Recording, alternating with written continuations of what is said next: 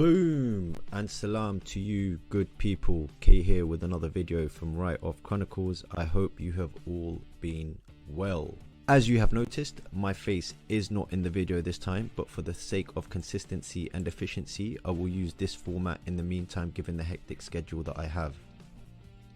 I wasn't sure what video I wanted to come back with, but because of the feel good factor, I would like to focus on a recent world event, the 2022 World Cup in Qatar by FIFA.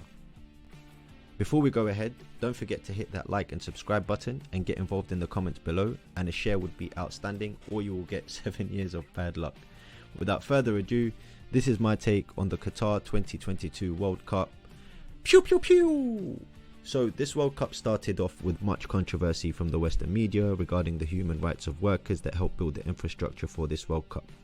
I am confident in saying that these weren't the major issues, because these things also took place before the Brazil World Cup and before the Olympics too. If we are to be honest, the main agenda wasn't even the banning of alcohol, it was the banning of the One Love armband. For the Western culture, of course, this was an atrocity, but here's the thing off the bat. Why is it so difficult for certain types of people to understand that not everyone has the same lives as them? People lost their shiz.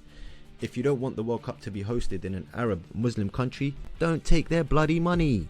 Anyway, the BBC decided not to show the opening ceremony, of course. I mean, it's not like the BBC didn't employ and turn a blind eye to Jimmy Savile, the most notorious child predator in the UK. Here is the thing I realised. Not a drop of alcohol was spilt at this sporting event, and it was the best World Cup I can remember to date. Families didn't have to worry about the violence spilling over as it has done in many previous events. Foreigners learnt to understand and embrace the message of Islam and how hospitable the Arabic culture is. And given the fact that I am also an Arab, it was the first time I felt a sense of unity between the Arab nations, and for some weird funny reason, I feel as though this is something Western media doesn't want, especially the solidarity shown for Palestine and its people. However, everyone was welcome, including members of the LGBTQ community, who were apprehensive and worried, understandably so, given the media's propaganda. Even Israeli journalists were let into Qatar given the political sensitivities there. So where is the problem? Here is what I figured out from all of this. Western media is full of nothing but hypocrisy. I, for one, if I'm being honest, also got lost for a small period in time in that constant toxic spewing of capitalism and how it is the savior of the world. But when you look at Western societies and democracies, the UK and the USA, it's hard to not point out the crazy amount of homeless people living in these countries, and not to mention the poverty cap that keeps increasing. The infrastructure of the United States is slowly falling apart, and as much as I hate to say this, because I love living in the UK, I see the same thing spilling over across the pond. Don't throw stones if you live in a glass house. Anyway, most importantly, I think this World Cup has highlighted many social issues that we have across the globe and the huge divide between the East and the West. For all those new age woke activists out there, let's get something straight. No one really cares about your disjointed thoughts and feelings, and I am fully aware that Qatar is not perfect, far from it.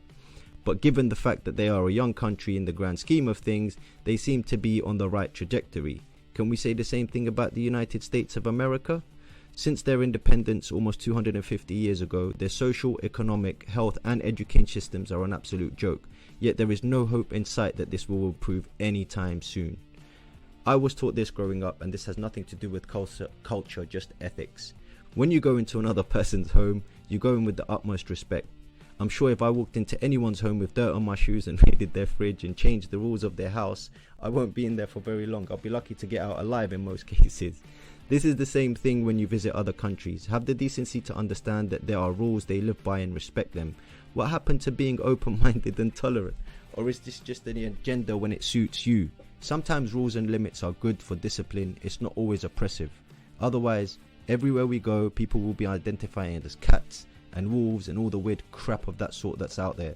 Anyways, I'm not here to rant, I just wanted to share this little piece with you lovely people. Let me know your thoughts in the comments below, and if you enjoyed that video, hit that subscribe button.